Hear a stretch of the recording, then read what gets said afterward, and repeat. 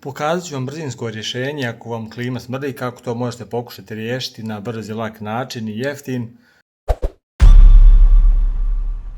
Samo da napomenem brzinski da ovo nije pravo detaljno čišćenje klime koje bi trebalo raditi bar svake 2 sezone. Međutim, neko brzinsko rješenje koje najčešće pomogne ako vam se klima malo osjeti. O detaljijem čišćenju ću nešto više na kraju videa. Znači, trebate izvaditi filtere. Sad razlog zašto klima smrdi, ne znam koliko će ovdje vidjeti na videu, to je zato što se vremenom nakupi prašine u klimu, znači ovome izmjenjivaču, ovo vam se zove izmjenjivač klime, dok klima hladi, u njemu se stvara kondenzacija i on u stvari bude vlažan, to je ona voda što u stvari otiče iz crijeva vaše klime, znači na hlađenju se to se uvijek vlaži, tu se stvara ta kondenzacija. Sad zašto se klima čuje, zašto ona počne da smrdi? Pa zato što je ta prašina, znači nakupljena prašina, ona često bude vlažna i kada se klima na hlađenju ugasi, ta prašina se vremenom zna ubuđeti, stvore se bakterije i to počne tako da smrdi. Kada se puno nakupi ove prašine, znači klima se treba detaljno rastaviti i oprati, zato možete pozvati servisera, a imam i video koji ću vam okačiti na kraju ovog mog videa o tome kako to možete pokušati izvesti sami. Sad šta vam treba da pokušate sami brzo i lako riješiti smrad? Znači treba da kupite asepsol ili aseptan, da imate ovakvu jednu bočicu. Znači kupite asepsol u apoteci, one se inače razređuje u vodi, napravite neki malo jači omjer, recimo stavite 1/4, 1/3 asepsola, ostalo neka bude voda.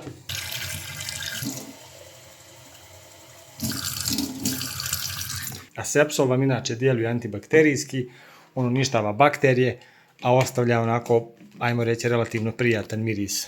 Šta možete da uradite? Znači uzet ćete neku bočicu sa sprejem i našpricit ćete čitav ovaj izmjenjivač. Znači sve ovo plavo što vidite od vaše klime ćete polako detaljno izbliza našpriciti da se to malo otopi. Isto tako nije loše, nezgodno mi je da snimim i sa gornje strane isto to da uradite.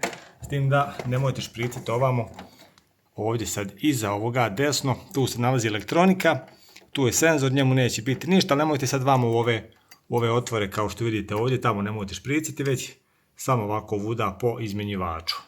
Evo ovako.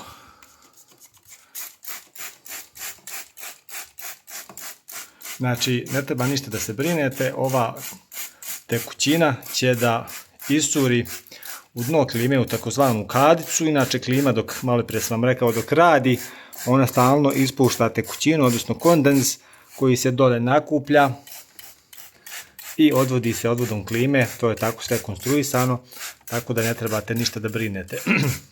Neće vam ništa dole curiti po podu, tako da dobro išpricajte ovo.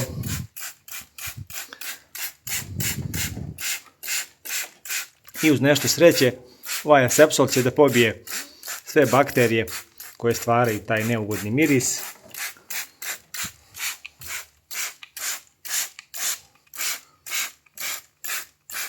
Kada ste dobro išpricali sve sa ove strane, onda možete, ako imate prostora, isto to da ovako uradite i sa gornje strane.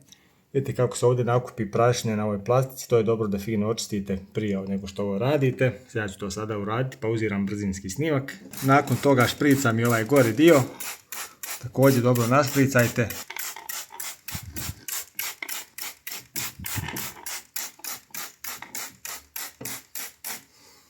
Kada ste to odradili, ostavite asepsol kratko da djeluje, par minuta, i nakon toga smijete klimu upaliti.